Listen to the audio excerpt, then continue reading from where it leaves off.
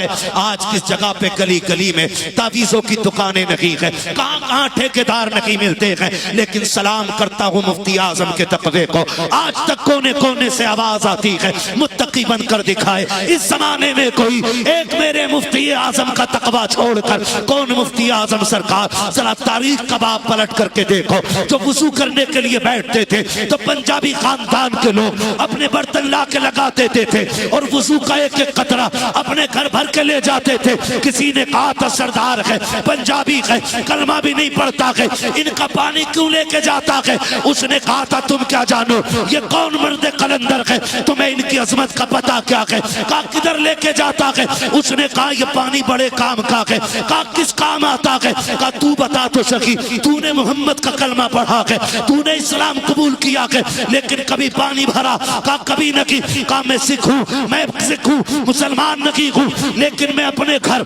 इनके वुजू का पानी टूटने नहीं देता। कहा किस लिए? कहा जब तेरे घर के लोग बीमार होते हैं किधर लेके जाते हो? कहा डॉक्टर के पास लेके जाते हैं। तुम्हारे घर में कोई बीमार हो जाए इलाज कौन करता है? कहा डॉक्टर करता है। उसने कहा पैदा करने वाले की कसम, जब से पानी लेके जाता हूँ किसी को अस्पताल नहीं लेके गया। कहा जब भी कोई बीमार होता है इसके चंद कतरे पिलाते हैं, अल्लाह इस पानी से बीमार को शिफा दे दिया करता है। सुभान अल्लाह, सुभान अल्लाह, जिंदाबाद। वाह सुभान। उस जात को मुफ्ती आजम कहा जाता है। क्या बात है, माशाअल्लाह माशाअल्लाह। उस जात को सरकार मुफ्ती आजम कहा जाता है। बात करूं तो बड़ी लंबी होगी, लेकिन इतना जरूर कहूंगा उनका तकवा देखिए जी और उससे नसीहत हासिल कीजिए। उनका तकवा, सरकार मुफ्ती आजम आलम इस्लाम की बारगाह में एक मुरीद आया और उसने आकर के कहा हुजूर तावीज दे दे। आपने तावीज दिया और वो लेके खुशी में चला गया। मुफ्ती आजम हिंद की वो जात थी, ऐसा लगता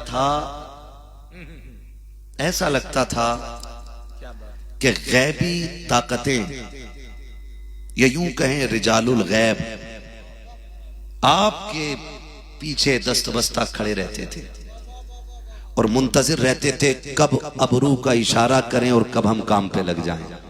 सुभान अल्लाह। उस जात को मुफ्ती आजम कहा जाता है। उस जात को मुफ्ती आजम, मैं भी तारुफ करा रहा हूं, फिर आपको 11 साल की इमामत समझ में आएगी। क्या बात है, फिर आपको 11 साल की इमामत समझ में आएगी। बहुत अच्छा। हाँ, इमाम होना और वो भी मुफ्ती आजम का। अल्लाह, उनके सामने तो ऐसे वैसे बैठ भी नहीं पाते थे। मुसल्ला तो बहुत बड़ी बात है जी, सच है। ऐसे वैसे बैठ नहीं पाते थे। मुरीद ने तावीज लिया और वो चला गया। 3-4 महीने बाद वापस आया। आपने फरमाया क्या हाल है? कहा बड़े मजे में कट रही है, जब से तावीज दिया बस मौज ही मौज है। फरमाने लगे तुझे तो सुकून मिल गया, लेकिन जब से तू गया है मुस्तफा रजा एक रात सुकून से नहीं सोया है। मुरीद था, तड़प गया, हुजूर क्या गलती हो गई, खता हो गई मुझसे कोई? फरमाने लगे ना यार, तू जो कागज तावीज के लिए लाया था ना, अल्लाह, मैंने उस पे तावीज लिखा था तो आधे पे तावीज हो गया था, आधा बच गया था। अल्लाह। फरमाते मैं जब से तू गया है उस तावीज को तकिए के नीचे लग के लेटा रहता हूँ कि जब तू आएगा तेरी अमानत तेरे हवाले कर दी जाएगी। उस जात को मुफ्ती आजम कहा जाता है। सुभान अल्लाह। उस जात को मुफ्ती आजम कहा जाता है। उस जात को मुफ्ती आजम आलम इस्लाम कहा जाता है। और जो तकवा इस शान का होता है ना, तो फिर रब करामत का नूर अता फरमाता है।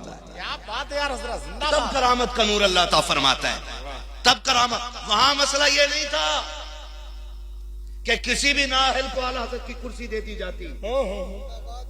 मुफ्ती आजम उस जात को कहा जाता है जिसे रो रो के आला हजरत ने दुआओं में मांगा था।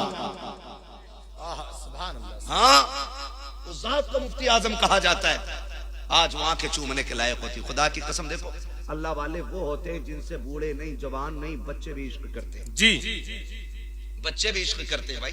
सरकार मुफ्ती आजम हिंद की जात है। पुराना शहर है बरेली शरीफ। सरकार मुफ्ती आजम हिंद का दौर है, समझे, अल्लाह करे समझ में आ जाए। कई बार लोग ना बकवास करते हैं, आला हज़रत बड़े मौलाना तो थे लेकिन वली नहीं थे। वली थे लेकिन मौलवी थे लेकिन वली नहीं थे, है ना? ये बात लोग करते हैं क्योंकि उनकी करामतें दिखाई नहीं देती। मैंने कहा गधों को करामतें कहां नजर आएंगी?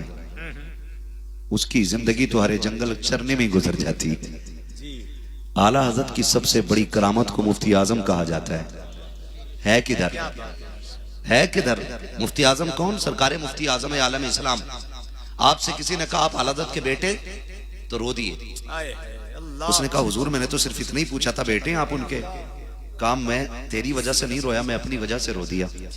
कहा क्यों? क्या जब लोग ये कहते हैं तुम आला हज़रत के बेटे हो, तो कहते हैं मुझे अपनी नाकामी पे गैरत आती है। कहते हैं जैसा आला हज़रत के बेटे को होना चाहिए था वैसा मैं ना बन सका। ये कौन कह रहा है? ये कह रहे हैं जिन्होंने मुरीद का आधा कागज 3-4 महीने के बाद वापस किया है, और जिनकी अपनी शान ये है, सुने तब आला हज़रत भी समझ में आएंगे आपके। पुराने शहर की बच्ची ये छोटी सी, अब्बा से कहती बीमार हो गई किस्मत से, नविश्ते तकदीर गालिब आया, बच्ची बीमार हो गई। बीमार हुई, बच्ची ने कहा अब्बा मुझे नन्हे मियाँ या मुन्ने मियाँ, सरकार मुफ्ती आज़म को कहा जाता था प्यार से बरेली शरीफ में, कि मुझे नन्हे मियाँ को देखना है। अब्बा ने कहा बेटी ठीक हो जाएगी फिर दिखा लेंगे। बीमारी बढ़ती गई बढ़ती गई बढ़ती गई। पुराने शहर की बात है, बरेली की। फिर यह हुआ कि बच्ची का इंतकाल हो गया। तो बाप होता है ना। फिर बेटी का रिश्ता बाप से अजीब होता है। आप इससे समझ लें कि मेरे नबी जब कभी बाहर तशरीफ ले जाते ना, तो सबसे आखिर में अपनी बेटी से मिल के जाते थे, और जब बाहर से तशरीफ लाते तो सबसे पहले अपनी बेटी के घर आते थे, ताकि ये फासला सबसे कम मेरा और मेरी बेटी का होना चाहिए। आपको इससे बेटी का रुतबा समझ में आएगा और रिश्ता समझ में आएगा। बेटी का इंतकाल हुआ, बाप चीख मार के रोया। पीछे से बच्ची का चचा आ गया। उसने कहा भाई रोए क्यों? बेटी रब की अमानत थी, उसने ले ली। उसने कहा ये तो मैं भी जानता हूं, लेकिन रोना इस बात पर है कि मैं बेटी की आखिरी ख्वाहिश पूरी न कर सका। कहा क्या बात? का मैं चाहता था, मेरी बेटी की तमन्ना थी कि वो नन्हे मियाँ यानी मुफ्ती आजम को देखे, लेकिन मैंने सोचा ठीक हो जाएगी तब ले जाऊंगा। आज बेटी का इंतकाल हो गया है, ये रह रह के ख्याल सता रहा है, काश बीमारी में बेटी को लेके चला जाता। तो भाई ने भाई के कंधे पे हाथ रख के कहा था बेटी का इंतकाल हुआ है, अभी आला हजरत का बेटा सलामत है। कहा कहना क्या चाहते हो? कहा बेटी को गोद में उठा लो, चलो सौदा गिरान चलते हैं। चल के इंतकाल के बाद ही सही, बेटी न देख सकी तो क्या हुआ, कम से कम मुफ्ती आजम की निगाह तो पड़ जाएगी। जब लेकर के आप बाप बेटी के जनाजे को सौदा गिरान की गलियों में आया था, उसके आंसुओं की एक दीवार गवाह थी। ला करके सौदा गिरान में सरकार मुफ्ती आजम के शान अक़दस पे आए, ला करके एक तख्त पे लिटा दिया। सरकार मुफ्ती आजम आलम इस्लाम हालत नमाज में है, नमाज से हजरत फारिग हुए हैं, वजीफे में मसरूफ हो जाते हैं। पीछे बाप भी खड़ा है, बच्ची का चचा भी खड़ा हो जाता है। आपने सलाम फेरा, वजीफे से फारिग हुए, फरमाने लगे क्या बात है? कहा हुजूर दुनिया लुट गई है, बेटी दुनिया से चली गई है। कहा सरकार रोना इस बात पे आ रखा है, मेरी बेटी आपसे बड़ी मोहब्बत करती थी, आखिरी अय्याम में चाहती थी कि आपके चेहरे की जियारत कर पाए।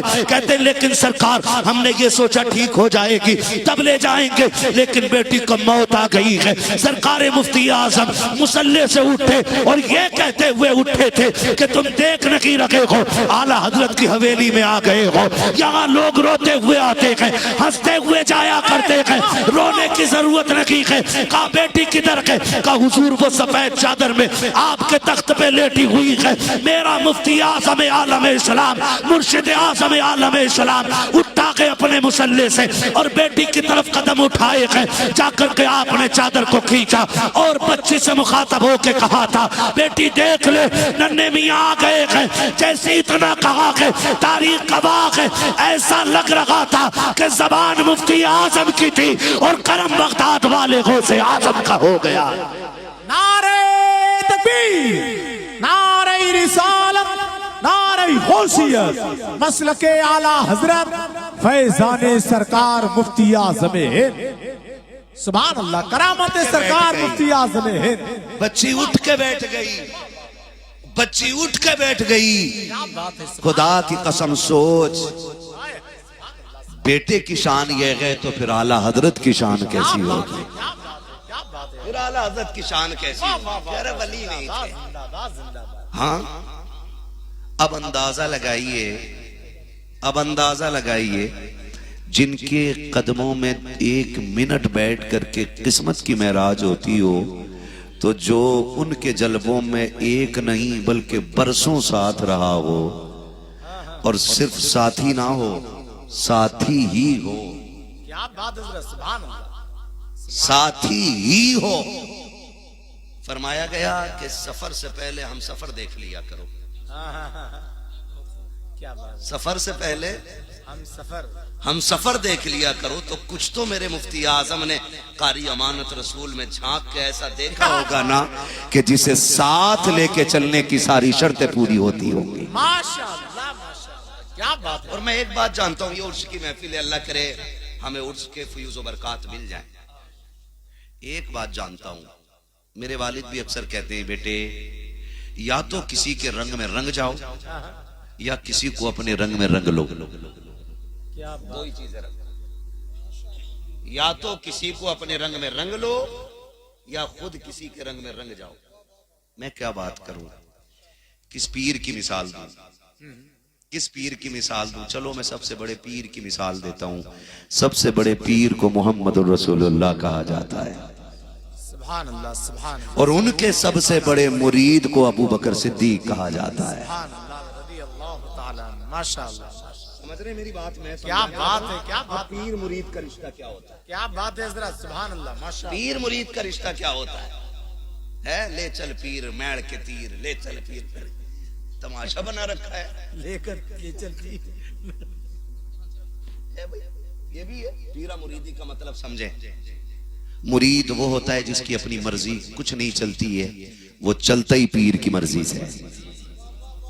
आज हजरत मसाइल ऐसे हो गए कि जो पीर साहब को बुला रहा वो पीर का पीर बन के बैठा है, अंदर नहीं जा सकते, हुजूर आराम फरमा रहे।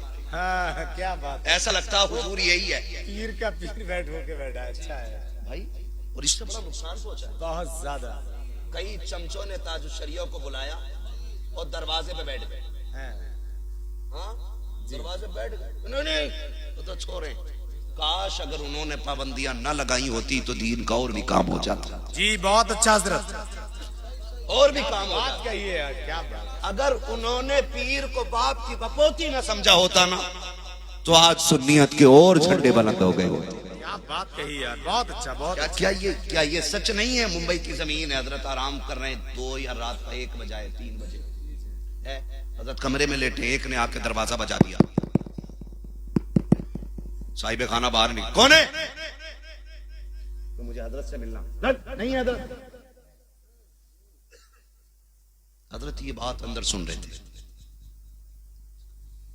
उसने जैसे डांट के भगाया ना, हजरत ने आवाज दी साहिब खाना को, वो फरमाया हमारा सामान लाओ। कहा क्योंकि हम जा रहे हैं। हुजूर गलती क्या हो गई? फरमाने लगे वो जो दरवाजे पे आके गया है ना, जितनी तकलीफ तूने उसको दी है ना, उससे ज्यादा तकलीफ मुझे हो गई है। अल्लाह वाले दिलों का ख्याल रखते हैं, दिलों का ख्याल रखते हैं।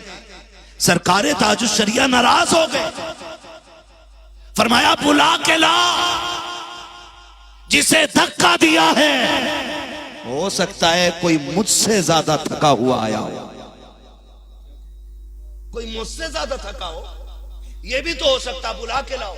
तो मुरीद ऐसे हो गए, मैंने बुलाए तो हुजूर अब मेरे ही हैं, नौकर हैं तेरे बाप के, मुरीद बन, पीर का पीर ना बन। फैज उन्हें मिलता है कि जो मुरीद पीर की मर्जी पे राजी रहते हैं। वो फायदा हुआ है बरेली शरीफ के पास में ना, सरकारे ताजुशरिया, हम मुकद्दर के धनी हैं कि हमें उनका दामन मिला है।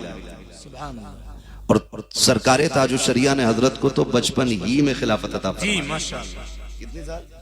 6 महीने की उम्र में, सुभान अल्लाह। कितनी उम्र में? 8 महीने। कितने महीने में? 8 महीने की उम्र में ताजुशरिया ने खिलाफत अता फरमा दी है। मैं इस पे बात नहीं करूंगा, उनके विसाल के बाद बहुत खलीफे हो गए, पता नहीं ख्वाब में खिलाफतें मिल रही हैं। बस अब बस अल्लाह आपको सलामत रखे। मैं जो बात अर्ज कर रहा था, कहां कहता? पीर के मुरीद रहो, पीर के पीर ना बनो। बरेली शरीफ के पास हजरत तशरीफ लाए, उसकी महफिल है, इसलिए ये बातें कर दे रहा हूं ताकि आपको भी सलीका आ जाए और पीर के साथ कैसे पेश आना ये हमें पता चल जाए। सरकार ताजु शरीयत तशरीफ लाए ना, तो अल्लाह वाले जहां थे भीड़ लगी जाती है, भीड़ लग गई। और जिस मकान में हजरत ठहरे थे ना, उस मकान से लगी हुई एक देवबंदी की मकान की पछी थी, वो भी छत पे चढ़ गया। उसने हजरत को बैठे हुए देखा ना, उसके दिल में तमन्ना जागी मैं भी एक बार इनसे मुसाफा कर लूं। जैसे ही उतर के आया ना, तो लोगों ने धक्का दिया, चल 24 नंबर ही है, 24 नंबर ही है। हजरत अंदर है, दरवाजे पे शोरे फरमाया अंदर लेके आ जाओ। जो दरवाजे पे जिसको धक्का दे रखे वो उसे अंदर लेकर के आओ। दीवाने की नजरों को जहां देख रहा है, दीवाना खुदा जाने कहां देख रहा है, फरमाया लेकर के आओ। जैसी वो अंदर आया है, उसने इजाजत चाही कि मैं आपका हाथ छूना चाहता हूं, आपको इजाजत हो तो मैं आपके हाथ को छूना चाहता हूं। हजरत ने फरमाया ठीक है, अगर ये चाहता है तो इसका हाथ मेरे हाथ तक ला दिया जाए। हाथ में हाथ दिया, उसने कहा छोड़ना नहीं, कहा फिर, कहा मुझे तौबा करा दीजिए, कलमा पढ़ा दीजिए। मैं सोच रखा हूं अगर अख्तर इतना हसीन है तो बरेली का अहमद रजा कितना हसीन रहा हो। सुभान अल्लाह, सुभान अल्लाह, जिंदाबाद। ऐसे क्या बात, वाह। सुंदर बुला के पीर को सोच रहा सारी बरकत मेरे घर में उतरेगी। पाबंदी ना लगाया करो, पाबंदी क्या बात, ना लगाया करो, कोशिश किया करो। मुरीद होता ही वो है जो पीर की मर्जी पे कुर्बान हो जाता। मैंने कहा सबसे बड़े पीर को मोहम्मद रसूलुल्लाह कहा जाता है, और बड़े पीर के बड़े मुरीद को अबू बकर सिद्दीक कहा जाता है। आज मैंने कहा या तो अपने रंग में रंग लो या फिर उसके रंग में रंग जाओ। हजरत ने फरमाया गार तक हजरत अबू बकर सिद्दीक हुजूर को कंधे पे लेकर के गए। याद है ना ये बात? बोले तो नहीं है, याद है ना? कहां तक लेके गए? जोर से, कहां तक लेके गए? गारे गारे से, गारे गारे सोर तक कंधों पे बैठा के लेकर के गए। गार में कितने दिन रहे? क्रिकेट की टीम में कितने खिलाड़ी होते हैं? कितने होते हैं? जोर से बोलो। हाँ जी, क्या बात है, सलामत रहो भाई, बहुत अच्छी तुम्हारी पैकिंग हुई है। हमें क्रिकेट के खिलाड़ी याद हैं, हुजूर के साथ गुजरी हुई अबू बकर सिद्दीक की रातें याद नहीं। ये सोचने वाली बात है, सोचने वाली बात है। कितने दिन? 3 दिन गार में रहे। ये सबको पता है। अबू बकर पहले गार में गए, हुजूर बाद में आए और कहा हुजूर पहले मैं जा रहा हूं, क्योंकि मैं सफाई कर दूं। सफाई की, एक एक सुराख बंद किया। ये तो मानना पड़ेगा ना, अब उनकी मर्जी है जो इश्क के दावे करते हैं, लेकिन हम तो ये जानते हैं कि जिस दिल में हुजूर को आना है ना, उस दिल में पहले अबू बकर को आना पड़ता है। हाय हाय हाय, अरे बाबा, सीधी सी क्या बात कही है, वाह। उस दिन में पहले अबू बकर आ रहे। जब अबू बकर सफाई कर देते फिर हुजूर तशरीफ लाते, और अगर फिर भी सुराख रह जाए तो अबू बकर अंगूठा लगा के बैठ जाते। अरे वाह, सुभान अल्लाह। अच्छा ये तो पता ही होगा, सुभान अल्लाह, गार में रहे, गोद अबू बकर की, क्या बात, चेहरा मेरे हुजूर का है। माशाअल्लाह माशाअल्लाह। अच्छा ये 3 ही दिन क्यों रुके? एक रात एक दिन में भी गुजर सकते थे, आराम हो गया था। लेकिन एक दिन मेरे हुजूर ने कहा था मुझे 3 चीजें पसंद है। हुजूर ने अपनी पसंद बताई, फिर अबू बकर ने भी अपनी पसंद छेड़ दी थी। और उसमें जो एक बात अबू बकर सिद्दीक रज़ी अल्लाह तआला अन्हु ने कही थी, कहा था या रसूल अल्लाह, मेरी एक ख्वाहिश ये है कि चेहरा आपका हो, आंखें अबू बकर की हो, और मैं जी भर के आपको देखता रहूं। आज हुजूर ने गोद में लेट के कहा था अबू बकर देख ले, और जी भर के देख ले। अल्लाह से 3 दिन तक देखते रहे, बिना पलक झपके देखा हुजूर को 3 दिन। और पीर मुरीद का मतलब भी अब समझ लें। ये 3 दिन गार में रहे, और उसके बाद जब निकले गार से, मदीने वाले इस्तकबाल के लिए बाहर आ गए। आए के नहीं बोलो? कहां है? बाहर, जहां हुजूर ने पहला कयाम किया है, जिसको मस्जिद कुबा कहा जाता है। सुभान अल्लाह, मस्जिद कुबा। वहां पे कयाम हुजूर का है, लोग आकर के खड़े हो जाते हैं, इंतजार कर रहे हैं सरकार कब आएंगे कब आएंगे। मेरा नबी अपने यारे गार के साथ सफर करके मस्जिद कुबा के करीब पहुंचा गए, जहां आज मस्जिद कुबा है। सरकार बैठ जाते हैं, खुदा की कसम 3 दिन के रंग का आलम ये था, एक तरफ सरकार बैठे हैं, दूसरी तरफ अबू बकर बैठे हैं, लोग दोनों के चेहरे को देख रहे हैं और रंग ऐसा चढ़ा था अबू बकर पे कि पहचान नहीं होती थी अबू बकर कौन है, नबियों में आखिरी नबी कौन है, इन दोनों में से मुस्तफा कौन है, अबू बकर कौन है। जब इसमें लोग शक में पड़ गए तो आशिक हो तो ऐसा हो, आज का खलीफा हो, अगर लोग बराबर हाथ चूमे तो पीर से पहले हाथ बढ़ा देता है ताकि लोगों को पता चल जाए कि हम भी कुछ है। अदब अबू बकर से सीखो। लोग बातें कर रहे थे इनमें मुस्तफा कौन है, उनका यारे गार कौन है। अबू बकर ने जब ये देखा कि लोग शक में पड़ गए हैं कि आका कौन है, गुलाम कौन है, बैठे नहीं रहे, खड़े हो गए, अपने दामन का साया मेरे हुजूर के सर पे कर दिया ताकि लोगों को पता चल जाए जो बैठा है वो आका है, जो खड़ा है वो नौकर है। वाह वाह, जिंदाबाद इसे जिंदाबाद, कहते हैं सुभान पीरा अल्लाह। मुरीदी, क्या बात है, वाह इसे कहते हैं रंग का चढ़ना। क्या बात है, माशाअल्लाह। तो नारे तकबीर। जरा पूरा मजमा अगर जाग रहा है तो अपने हाथों को उठाकर जवाब दे यार। नारे तकबीर, नारे रिसालत, हजरत सिद्दीक़ अकबर, मसलके आला हजरत। सिद्दीक ने जिस तरह उन्हें गार में देखा ना किसी यार ने यार का था। सलाम, खैरियत है आप लोग? वाह वाह वाह, खैरियत है सारे? थके तो नहीं है ना अभी? ये मतलब पीर मुरीद का होता। आज तो मुरीद होने का मतलब ही समझता है कि मुर्गी ने अंडा ना दिया, हजरत को फोन करो। कल से मुर्गी घर नहीं आई है, पीर साहब को फोन करो। भैंस ने लात मार दी तो पीर साहब को फोन करो। रे भैंस पीर ने बांधी है, मुर्गी के पर पीर बांधेगा? सच्ची बात ही है ना, अब अहले दिल मिलते ही नहीं। अब अहले दिल मिलते ही नहीं। वो दौर और था कि जब लोग आके कहते थे वो रास्ता बताओ जिससे खुदा मिल जाता है। अब ऐसे लोग कहां मिलते? अब कोई पूछता ही नहीं कि रब का पता बता दो। अब पीर भी जेब का पता रखता है और मुरीद भी सारी डोरियों का ठेका पीर को दिए रखता है।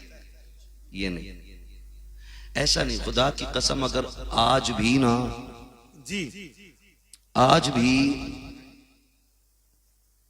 सच्ची बात कहता हूं, अगर चरागे दहलवी हो ना तो फिर निजाम भी आ जाएगा।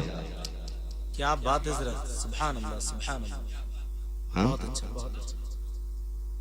वो कहा था ना किसी ने, काश मुझको भी कोई महबूब इलाही मिल जाए, मैं भी खुसरू की तरह रक्स करूं, वजद करूं। काश मुझको भी कोई महबूब इलाही मिल जाए, है ना जी? आया करो कभी इनके पास, आके कहा करो वो रास्ता बताओ जिससे खुदा मिल जाता है। तो फिर ये बताएंगे, सुन, हर जुम्मेरात को मजार पे अगरबत्ती लगाना या ना लगाना, 5 मिनट रोज अपने बाप को जरूर दे देना। इस रास्ते खुदा बहुत जल्दी मिल जाता है। बहुत अच्छा हजरत, वाह। ये बताएंगे, ये कौन बताएगा? आलिम ही बता सकता है। वरना किसी का मुश्किल आ गई, ये कह रहा तू चिराग जला 11 जुम्मेरातों को, तो चिराग जला रहा। मैं बुजुर्गों के फ्यूज और बरकात का मुनकिर नहीं। आज हम जो भी हैं बुजुर्गों की दुआओं का सदका है। सच्ची बात ही है, हम इन्हीं के दुआओं के सदके में हैं। लेकिन जो सही में अल्लाह वाला होता है ना, कभी वो औलाद को माँ बाप से दूर नहीं करता। मैंने देखा झाड़ू लगा रहे पीर साहब के यहाँ, पैर दबा रहे हैं, वो घर पे बूढ़ी माँ एक दवा की टेबलेट के लिए परेशान है। सर्दी आ गई है, देख लेना नाजिर भाई, कितनी माओं का इंतकाल ऐसे हो जाएगा कि बेटों को पता ही नहीं चलेगा। अगले दिन पूछा जाएगा कैसे हो गए मां का इंतकाल, कि पता ही नहीं, हमने उठ के देखा तो फर्श पे पड़ी थी, हमने हाथ देखा नब्ज गायब थी। कभी सोचा ये फर्श पे क्यों गिर गई? दिल पे हाथ रखना और पूछना अपने आप से कि तू छोटा था ना तो ये कितनी बार उठ के तेरा कंबल चेक करती थी। तू जब छोटा था ना तो कितनी मर्तबा तेरी रजाई संभालने आती थी। आज तेरे बाजुओं में ताकत आ गई तो कह रहा अब्बा की मुझे जरूरत ही नहीं। सुन, कसम खा के कहता हूं, तू बाप को लाख आज भी मुंह मोड़ के बैठ, जिस दिन तू आने में देर कर देता है ना तो कोई तड़पे न तड़पे बाप के सीने में कलेजा तड़पने लग जाता है। गलत नहीं कह रहा हूं, हम रातों के सयाह हैं, हम रातों ही के मुसाफिर हैं। हमने कितने बूढ़े बापों को कंबल लपेटे हुए चौक में खड़े देखा है रोडों पे, और हम ये सोच के गाड़ी रोक लेते, दाढ़ी है यार बाबा है, कोई लंबी दराज उम्र का बंदा है, शायद कहीं जाने वाला होगा। गाड़ी रोकी, हमने कहा चाचा किधर जाना? उसने यूं मुड़ के देखा, कहा बस कहीं नहीं, यहीं तक आया था। रात के 11 बजे हो, बाप रोड पे खड़ा हो, क्यों आए यहां तक? का बेटा दोपहर काम पे गया था, अभी तक नहीं आया है। का बिस्तर पे लेटा नहीं हूं। चेहरा देख के कहता मौलवी लेके कहीं ना जा, बस दुआ कर जा खुदा बेटे को खैरियत से ले आए। खुदा की कसम खा के कहता हूं, तू 6 फीट का हो जाए, तेरी उम्र 32 साल हो जाए, तू एक दिन लेट हो जाता है, बाप रोड पे आके तुझे तलाश करना शुरू कर देता है। लाठी का सहारा लेके बाप रोड पे आ जाता है। कभी एक दिन भी बाप के लेट आने पे बता, कभी तू रोड तक आया है कि नहीं? कभी तूने लोगों से पूछा है कि नहीं मेरा बाप दोपहर हो गई है, मुझे नजर क्यों नहीं आ रहा है, शाम हो गई है, अभी तक आया क्यों नहीं है? कभी तूने किसी से पूछा कि नहीं? कभी पूछ के तो देखा कर, वो दरख्त के नीचे दोपहरी कौन काट गया है, वो किसी के दीवार के साए में शाम तक कौन पड़ा रह गया है? पूछ लोगों से मेरा बाप कहाँ है। हर बाप से पूछो बेटे का रवैया कैसा है, तो वो कहता खुदा ने जैसे बेटे मुझे दिए हैं सबको ऐसे अता करे। कभी बाप बेटे की बुराई नहीं करता है। अगर बेटा एक वक्त की रोटी ना दे, बाप फिर भी 3 वक्त का खाना बताता है, सिर्फ इसलिए ताकि बेटा रुसवा ना हो जाए। आज बेटों से कहना चाहता हूँ, तुम्हें खुदा का वास्ता देता हूँ, अगर ये 10 मरले का मकान बनाया है, अगर 5 माला बिल्डिंग खड़ी है, उसमें तेरी एसी भी है, गाड़ियां भी है, अगर बाप नहीं है तो ये सब की सब बर्बाद है, इनका कोई मतलब नहीं है। सुन, चप्पर डाल ले, बाप को बैठा दे, खुदा की कसम महल में वो दिल नहीं लगता जो बाप के होते हुए छप्पर में दिल लगा कर। क्या बात है, सुभान अल्लाह, सुभान अल्लाह। तू क्या जाने बाप क्या होता क्या है? बात है, तूने जिंदगी किस मोड़ पे लाके डाल दी? सुभान अल्लाह। खुदा का वास्ता दे रहा हूँ, ठंडी आ गई है, और मैं गारंटी के साथ कह रहा हूँ किसी का बाप नहीं बताएगा इस बात को कि बेटे ने रोटी दी है कि नहीं। मैं अभी आपसे हाथ उठवा लूं, सारे कह दो कि मेरे बाप के पास सबसे अच्छा कंबल है। अभी आपसे पूछ लूं आपकी बीवी अपने ससुर के साथ किस रवैये से पेश आती है, का जी वो अब्बा अब्बा ही कहती रहती है, उसके होठ सूख जाते हैं अब्बा अब्बा कहते कहते। लेकिन सुनो, राज तब नहीं खुलते जब पूछा जाता, राज तब खुलते हैं जब हाल नजर आता है। गारंटी दे रहा हूं, सुनो, हर बाप बेटे के ऐब छुपाता है, और सिर्फ इसलिए कि बेटे की इज्जत रह जाए। एक बाप पूरी जिंदगी में एक मकान ही तो बनाता है, वो भी तुम्हारे लिए। अगर बुढ़ापे में उसको उसी मकान से निकाल दिया जाए तो मियां घर चूंटी से भी छीनो ना तो उसको भी तकलीफ होती है। ये तो बाप है, तुमने इसे निकाल के, बहू कहती है तुम्हें शर्म नहीं आती, पूरा दिन घर में पड़े रहते हो, बाहर जाओ। जब बहुएं ये ताने देने लग जाए ना ससुर को, तो फिर मौलवी से मत पूछ कयामत कब आएगी, समझ ले कयामत दरवाजे पे आके खड़ी हो गई है। जिस एक छत को बाप ने बनाया था, आज ये इतना गरीब हो गया है कि आज उसी छत के नीचे उसके लिए जगह नहीं है। गारंटी देता हूं, लोग सारे बातें करते हैं और सारे बातें करते हैं कि जी मैं बाप की इज्जत करता हूं, मेरे बाप के पास सबसे अच्छा कंबल है और मेरे बाप के घर में इज्जत होती है, पहली रोटी बाप को दी जाती है। सुनो, आग बुझने के बाद, देखा होगा ना चौक में लोग आग जला लेते हैं, बैठ जाते हैं। आग बुझने के बाद, लोगों को चले जाने के बाद, राख के ठंडे हो जाने के बाद भी अगर कोई बूढ़ा उस राख के सहारे बैठा है ना, तो समझ लेना इसकी औलाद ने इसके बिस्तर तंग कर दिए। 3 मंजिल मकान होने के बावजूद अगर कोई बूढ़ा तेरी मेरी दीवार का साया ढूंढ रहा है तो समझ लेना इसका घर में रहना इसके बेटों को अच्छा नहीं लगता है। अल्लाह अकबर, अल्लाह। अब लिखो मेरी बात, यहां मजार पे नहीं, बगदाद शरीफ नहीं, करबला शरीफ नहीं, नजफ अशरफ शरीफ नहीं, मदीना शरीफ नहीं, काबे में भी जाके मर जाओ, इस हाल में कि तुम्हारा बाप तुमसे नाराज है, तो काबे में मरने वाले को भी खुदा उस वक्त तक जन्नत नहीं देगा जब तक बाप बेटे का हिसाब पूरा नहीं करा देगा। ये भी लिख लीजिए, ये भी लिख लीजिए। बाप कितनी बड़ी चीज है ना। हजरत अल्लामा बने बैठे हैं, मुफ्ती हैं, मिस्र से पढ़ के आए हैं। गारंटी है बाप ना होना तो डिग्रियां छोटी पड़ जाती है, लकब छोटे हो जाते हैं। बाप ना हो तो कोई मतलब नहीं रह जाता डिग्रियों का। सबसे बड़ी डिग्री तो तब लगती है जब बाप अपने बेटे को नाम लेके आवाज देता है। आज उसी बाप से नाराज होकर बेटे कोई देखने को तैयार ही नहीं, मेरे पीर साहब ने बुलाया, मैं 3 दिन उनके जाके खिदमत करूंगा। तेरा सबसे बड़ा पीर बाप भी है। पीर तो पीर है ही, लेकिन बाप भी पीर है। अगर मुर्शिदे बैत तुम्हारा रूहानी मुरब्बी है तो तुम्हारा बाप तुम्हारा जिस्मानी मुरब्बी है। सीधी बात कह रहा हूं। अगर रूह को निखारता पीर है ना तो जिस्म को संवारता बाप है। ये याद रखिएगा, बाप की कदर कर लेना यार। कभी उठ के चले जाया करो, अब्बा फरमाइए आइए कि नहीं, थोड़ी देर उनके कंबल में लेट के देख कि झूठ तो नहीं कह रहे। लेट उनके कंबल में, अगर ठंडा लग रहा है ना तो अपना भी लाके देते। मेरी बात याद रखना, अपना भी लाके देते ना, क्योंकि ये वो बाप है जिसने तेरी दवाई के लिए मौसम को मौसम ही नहीं जाना था। फिर क्या मेरे अब्बा ने मेरे लिए क्या किया, जिस मकान में दादा ने छोड़ा था उसमें अब्बा ने हमें छोड़ दी।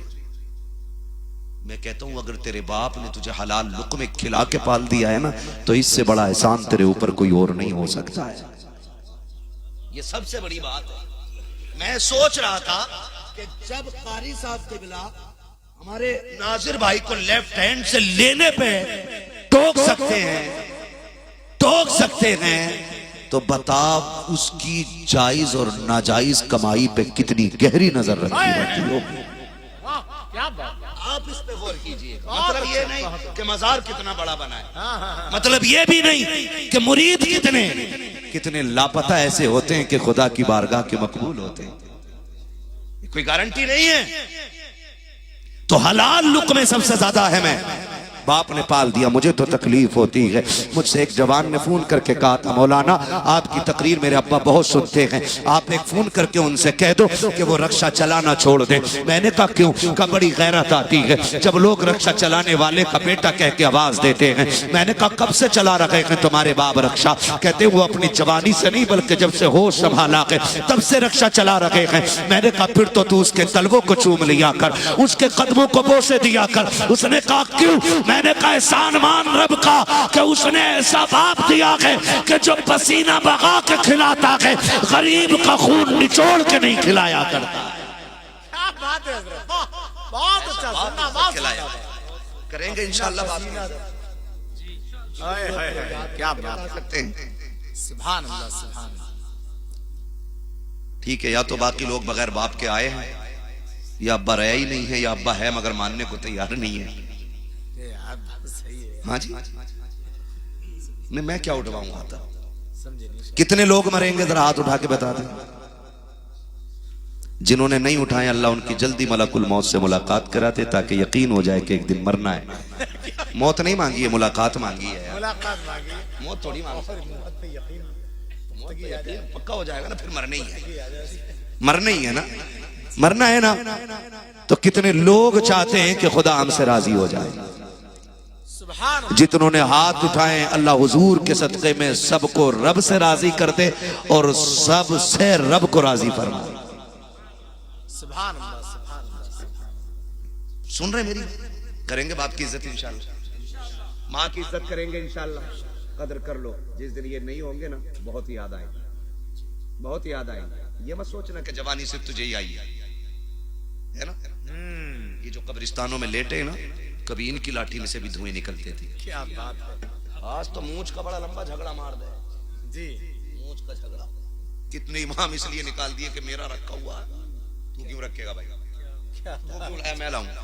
जी जी जी। जिसकी कहीं नहीं चलती, बीवी भी जिसे लात मार के भगा देती है, वो इमाम साहब क्या करता, उसका मुंह क्यों नहीं खसोटा? क्या बात है। तुझे नहीं दिख रहा उल्लू के पट्टे? ये लोटा है, कहा पता है ना इमाम साहब के यहाँ क्यों रखा? तू भी उठा ले। शर्म करें, शर्म करें। जिनके दिल काले हो जाएं, फरमाया गया वो मस्जिद में झाड़ू लगाया करे। अल्लाह दिलों का मैल झाड़ू के सदके में दूर फरमा दिया करता है। लेकिन सारी जंग मस्जिद में ही होगी, सारी जंग कुत्ते लड़ा देते मस्जिद में 2 मिनट में। सारी सियासत, पूरा इलेक्शन, एक जगह गोली चल गई खाली पंखे को लेके, एक मर गया मस्जिद में। कुछ दिन पहले की बात है, पिछले साल बेल्ट चली, वीडियो वायरल हुआ। शर्म करो यार, किसकी उम्मत हो हुजूर की। मैदान क़यामत का एक नक्शा ये भी होगा कि जब इस उम्मत के गुनाहगारों को फरिश्ते जहन्नम की तरफ लेके जाएंगे तो कुछ फरिश्ते उन्हें देख के रोएंगे। जब रोएंगे तो वो गुनाहगार कहेगा जहन्नम में मैं जा रहा हूं, तुम क्यों रो रहे हो? तो वो कहेंगे तेरे जहन्नम। चच्चा मसला है कि मस्जिद में कोई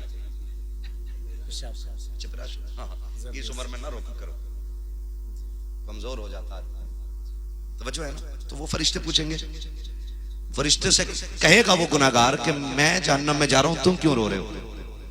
गौर करना, वो फरिश्ते कहेंगे मैं तुझसे क्या लेना देना, तू पूरी जिंदगी जहन्नम में रहे। रो इस बात पे रहे हैं कि किसके उम्मती हो के कहां जा रहे हो। अल्लाह, किसके उम्मती हो के कहां जा रहे हो? तुमने हुजूर की उम्मत में होने का शरफ पाया और फिर भी जन्नती ना हो सके? कहा तुम्हारे इस अमल पे रोना आ रहा है। मेरे इमाम ने कहा कि मेरे अमाल का बदला तो जहन्नम ही था। मैं तो जाता, मुझे सरकार ने जाने न दिया। ज्यादा ठेकेदारी न बन, मस्जिद में जब आया करो खुदा के बंदे बन के आया करो, खुदा बन के ना आया करो। बड़ी बात कह रहा हूं, अल्लाह करे ये कहने में उतर जाए बात। आप कहोगे ये क्या बोल गया मौलवी? मैं जो बोल रहा हूं बहुत गौर से सुनो। मस्जिद है वो किसी के बाप की चौपाल नहीं। मैं कभी कभी हैरत होती है, मुझे कुछ जगहों पे जाना होता है ना, तो मस्जिद का एक बल्ब है वजू खाने पर, वो भी फूका हुआ है, वो भी फ्यूज है। मैं एकदम आसान लहजे में बात कर रहा हूं ताकि आप समझ लें। वक्त बहुत ज्यादा हो गया है, मुझे बात खत्म कर देनी चाहिए, लेकिन मैं चाहता हूं कि बस 5 मिनट आप मुझे दे दें। कितनी देर और सुन लेंगे भैया? 3 बजे? सिर्फ 1 घंटा? बस सुन ले मेरी थोड़ी सी बात, अल्लाह करे मैं समझ गया आपका सवाब क्या है। मगर मैं फिर कहूंगा किसी को इतना ना चाहो कि दम निकल जाए। इतने सुन लो कि आप सुनने के लायक रह जाओ और मैं सुनाने के लायक रह जाऊं। वरना जो कौम जलसे में बैठ के वाह वाह करती है ना, वाह वाह वाह, मौलवी लेट क्यों आया, वाह वाह वाह, हमने तो खरीद लिया था इसे, वाह वाह वाह। अच्छा, और जब मौलवी की किडनी फेल हो जाती है तो ये 5 रुपए का किराया देने तैयार नहीं होती। प्रूफ है हमारे पास है। तो भैया मोहब्बत इतनी करो कि मौलवी सुनाने के लायक रह जाए। हाँ हाँ, अल्लाह आपको सलामत रखे। मैं क्या बात कह रहा था?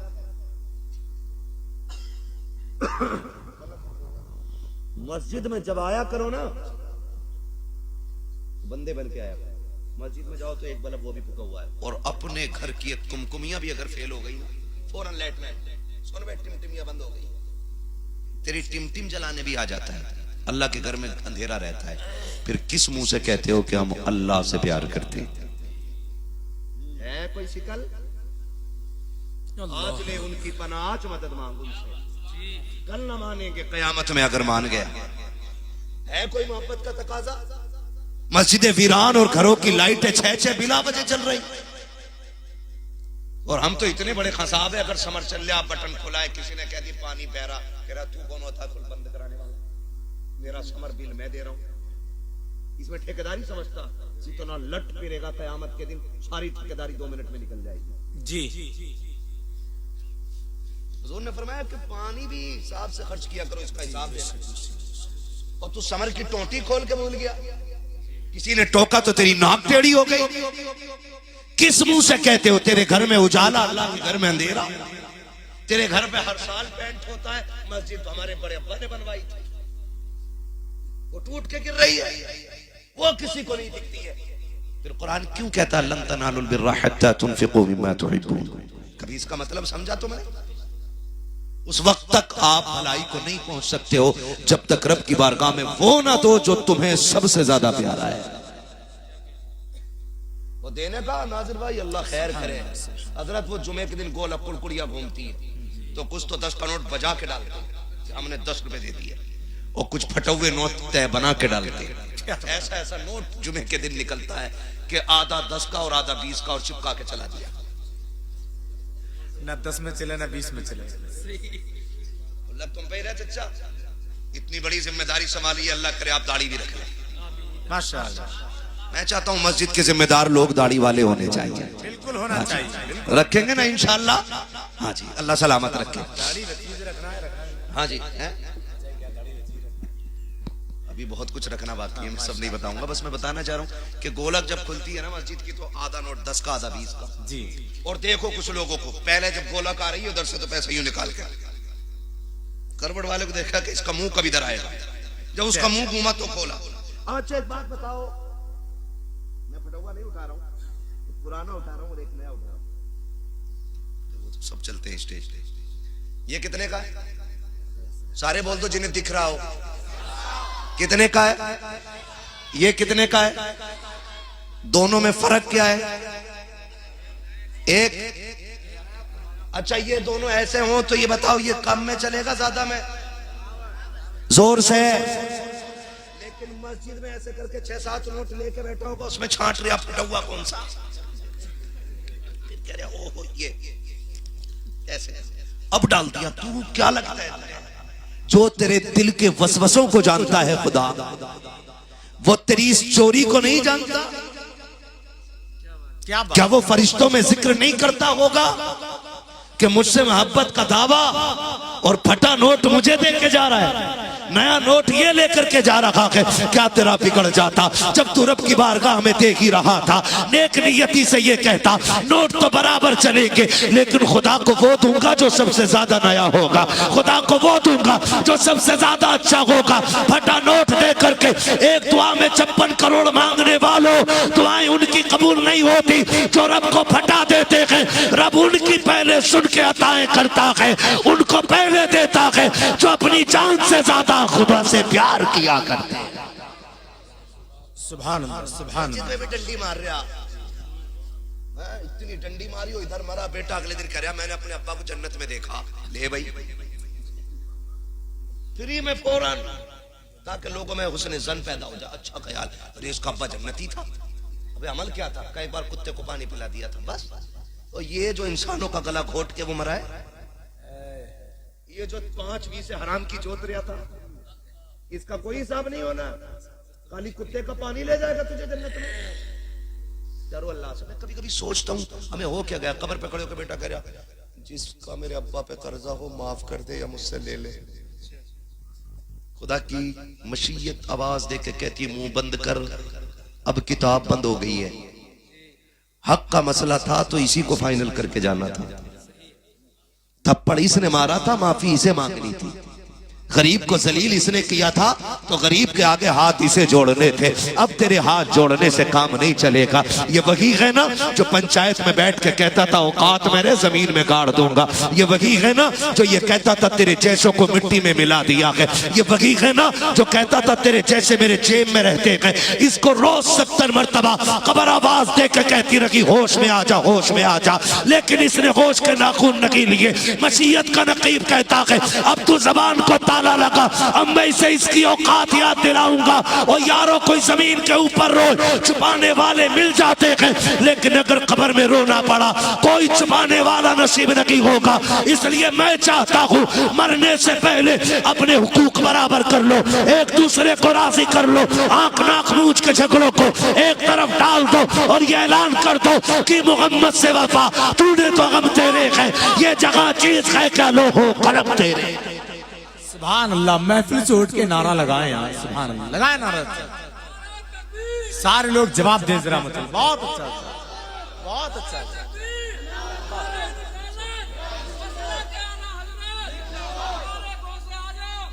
बहुत अच्छा। सलामत रहे, करेंगे इंशाल्लाह। आज के जलसे का एक पैगाम यह है कि पीर के मुरीद बन के रहना, पीर का पीर बन के नहीं रहना है। दूसरा पैगाम यह है वालिदैन की इज्जत करेंगे इंशाअल्लाह। मुझे जो पर्चे में लिख के दिए गए थे वो 3-4 मौजू थे, लेकिन मैं इतने कम वक्त में सब पे बात नहीं कर पाया। उसके लिए माजरत खा हूँ। इंशाल्लाह कभी फिर आऊंगा तो जो बाकी बातें रह गई हैं मैं उन पे बात कर लूंगा। मेरा तीसरा पैगाम ये था कि आपको एक दूसरे से मोहब्बत के साथ रहना है। मस्जिद में कोई सियासत, कोई झगड़ा, इमाम साहब की गलतियां माफ करे अल्लाह, कह रहा है इमाम साहब के पीछे नमाज नहीं होगी। वो कह रहा है जिसे अपनी निकाह में यूं ये कहते हुए मौत आ रही थी। हाँ, इतना बड़ा जाहिल इमाम बेचारा कह रहा है कहो युही व युमीत, तो हुई कर रहा है, ये नहीं कह पा रहा। वो कह रहे इमाम साहब के पीछे नमाज नहीं हो रही है। जिसे सना सही से याद ना हो वो इमाम की गलती निकाल रहा। अपनी आखिरत बर्बाद ना करो, कब्रिस्तान जाया करो, टूटी कब्रें देखा करो, वहां पे कफन भी दिखाई देंगे, लकड़ियां भी दिखाई देंगी, धागे भी कफन के दिखाई देंगे। पूछना उन पे आवाज देके कहो कैसी गुजर रही है। वो कहेंगे हम सोचते थे कि जिसके पास दौलत ज्यादा है वही इज्जत वाला है, जिसके पास इमारतें बड़ी हैं वो इज्जत वाला है, जिसके पास दुनिया की शान और शौकत है वो कामयाब है। वो कहेंगे जब कब्र में आए तो पता चला कि मिट्टी के नीचे जमीन का सिक्का नहीं, मोहम्मद अरबी की गुलामी का सिक्का चला करता है। वहां की तैयारी करके चलो यार। क्या क्या है यार, क्या है? कह रहे नहीं बात नहीं चली होने देनी है। बात औकात उस दिन पता चलेगी जब तेरे अपने बेटे भी तुझे हाथ लगाने से इनकार कर देगा। मर जाए बंदा तो बेटे नहीं आते कपड़े उतारने, करे ना भाई मुझे डर लग रहा है, कब्र में उतारने बेटे नहीं उतरते, और तू मरा जा रहा है। औकात क्या है तेरी? हुए नामवर बेनिशां कैसे कैसे, जमी खा गई आसमां कैसे कैसे। बड़े बड़े चले गए हैं और बड़े बड़े चले जाएंगे मिट्टी में, बचना कोई नहीं है। अल्लाह रसूल के लिए राजी हो जाओ, एक दूसरे को माफ कर दो, एक दूसरे से प्यार बांटो, मोहब्बतें बांटो। मस्जिदें इबादत की जगह होती हैं, शरारत की जगहें नहीं होती, सियासत की जगहें नहीं होती हैं। मस्जिद में आया करो, ऐसे बैठ जाया करो दुनिया देख के कहे एक ही सफ में खड़े हो गए महमूद व अयाज, ना कोई बंदा रहा ना कोई बंदा नवाज। मस्जिदों में आया करो तो रब के बंदे बन के बैठा करो, गर्दनें झुका के बैठा करो, वहां घमंड न दिखाना, तकब्बुर न करना, वरना सोच लेना जब अल्लाह गिराएगा कोई उठाने वाला नसीब नहीं होगा। जिस दिन वो तेरी कमर के घमंड का सरिया तोड़ेगा, उसने टेढ़ा कर दिया, कोई सीधा करने वाला नहीं मिलेगा। लाख दौलत लगा लेना, क्या तुमने नहीं देखा लोग 10-10 करोड़ लिए फिरते हैं, कहीं ये फोड़ा ठीक कर दो, डॉक्टर कहते हैं कुल कायनात भी दे देगा, तब भी कुछ नहीं होने वाला है। सिकंदर का नाम तो सुना होगा, दुनिया को फतह करने की फिक्र लेके चलने वाला, लश्कर जर्रार के साथ दुनिया पे कब्जा करने वाला, जंगल से गुजर रहा था, सांप ने काटा, जहर फैलने लगा। उसने अपने वजीर को बुलाया, कहा कि हाल क्या है? तबीबों ने कह दिया है कि अब ये मर्ज घटने वाला नहीं है। उसने कहा कि मैं बचूंगा नहीं, कहा नहीं, तबीबों ने कह दिया है जहर इतना फैल गया है कि अब तू बचने वाला नहीं है। उसने कहा एक काम करो, तो ऐलान कर दो कि कोई मेरी आधी दौलत ले ले और मुझे इतनी सांसें दे दे कि मैं अपने वतन में जाके मर जाऊं। लोग हंसने लग गए, कहा कैसी बात कर रहे हो, आधी दौलत में भी कोई सांसें दे सकता है। उसने कहा ऐसा करो मेरी सारी जायदाद कायनात ले लो, मुझे इतनी सांसें उधार दिला दो कि अपने वतन में मर जाऊं। जो उसके साथ अहले अकल लोग थे उन्होंने कहा था बादशाह पागल हो गया है क्या, सांसें जितनी होती हैं उतनी रहती हैं, कुल कायनात लेकर भी तुझे एक सांस नहीं दिला सकता कोई। दुनिया ने देखा सिकंदर जैसा दौलत वाला एड़ी रगड़ के मर गया था, एक सांस उधार न मिल सकी। ओ खुदा के वास्ते एड़ी रगड़ के ना मरो, बल्कि इस शान से दुनिया से जाओ। जब रूह निकल रही हो तो तुम खुश हो के कहो लगद में इसके रुखे शय का दाग लेके चले, अंधेरी रात सुनी थी चराग लेके चले, तेरे गुलामों का नक्शे कदम गिरा के खुदा वो क्या भटक सके जो ये सुराग लेके चले। नारे तकबीर, नारे रिसालत, फैजाने गौसे आज़म, मसलके आला हजरत। सुभान अल्लाह, सुभान अल्लाह। अल्लाह का घर सजा लें, उसे सजदों से भी आबाद करें, उसे तामीरी एतबार से भी आबाद करें। मस्जिदों में दिल उन्हीं का लगता है जिनके घर जन्नत में बन जाया करते, और जो रब के घर उजाड़ता है अल्लाह उनके घरों को उजाड़ देता है। ये याद रखिएगा, कोई पीर का तावीज किसी कलंदर की दुआ नहीं बचाएगी। खुदा से टक्कर कोई ले ले, किसकी औकात है ये? किसी की कोई औकात नहीं। वो कुन से कायनात बनाने वाला और एक लम्हे में कायनात को मिट्टी में मिलाने वाला, बल्कि मिट्टी को भी खत्म करने वाला मेरा रब है। ये उसकी जात है। खुदारा डरें अल्लाह से, आखिरत की तैयारी करें। ये बुजुर्गों की महफिल है, इसमें बरकतें हासिल कीजिए।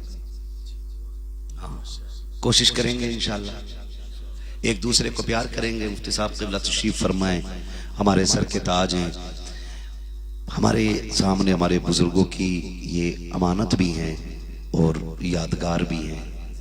इनके चेहरे को देखो तो कारी साहब क़िबला का चेहरा याद आता है। वो भी बड़े सख्त थे दीन के मामले में और शरीयत मुस्तफ़ा के मामले में, कभी किसी से दबे नहीं, डरे नहीं। जो बात कहनी थी डंके की चोट पे कही। उन्होंने शरीयत की हिमायत की। कायनात में आज दुनिया के अंदर, दुनियाए सुन्नियत में कारी अमानत रसूल का तज़किरा होता है। फिर उनके मज़ार से आवाज आती, जब तक बिके न थे तो कोई पूछता न था, तुमने खरीद कर हमें अनमोल कर दिया। कोशिश कीजिएगा एक दूसरे को माफ करेंगे। फरमाया गया जो रूठे हुए भाई को पहले सलाम करेगा अल्लाह उसे पहले जन्नत में दाखिल फरमा देगा। करेंगे ना इंशाअल्लाह। रवैये अच्छे कीजिएगा। अल्लाह हमारी नस्लों को महबूब के सदक़े में सिराते मुस्तकीम पे गामज़न रहने की तौफीक अता फरमाए। और मैं आखिरी बात कह जाऊं, मैं मुबारकबाद पेश करूं। रामपुर जिला है ना, रामपुर ही जिला है ना भाई जी। रामपुर जिले में जितने उर्स हो रहे हैं 99% उनमें ढोलक बज रहा है। 99%। रामपुर वालों पे पता नहीं अभी दीन आया नहीं है क्या, बड़ा लेट आ रहा है। मैं मुबारकबाद पेश करता हूँ कमेटी वालों को जिन्होंने उर्स की महफिल में मदीने वाले की बातें कराई हैं और ऐसे लोगों को बुलाया है, ऐसे लोगों को बुलाया है कि कैसे आकाओं का बंदा हूँ रजा, बोल बाले मेरी सरकारों के। मैं मुबारकबाद पेश करता हूँ कि आपने कोई ढोला, कोई ढम्मक, कोई गवैया, कोई नचनिया नहीं बुलाया।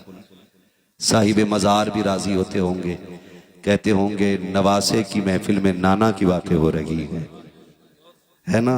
अल्लाह हमारी कौम को अक्ल सलीम अता फरमाए और उन्हें शरीयत मुस्तफ़ा पे अमल की तौफीक अता फरमाए। मुबारकबाद के मुस्तहिक़ हैं। खुदा इस कमेटी को सलामत रखे और इस कमेटी के जरिए खुदा करे ये दीन का काम आखिरी रोज तक चलता रहे। कह दो आमीन, और जोर से कह दो आमीन। अपने बच्चों को तालीम से रास्ता पे रास्ता करें, अपने बच्चों को पढ़ाइएगा।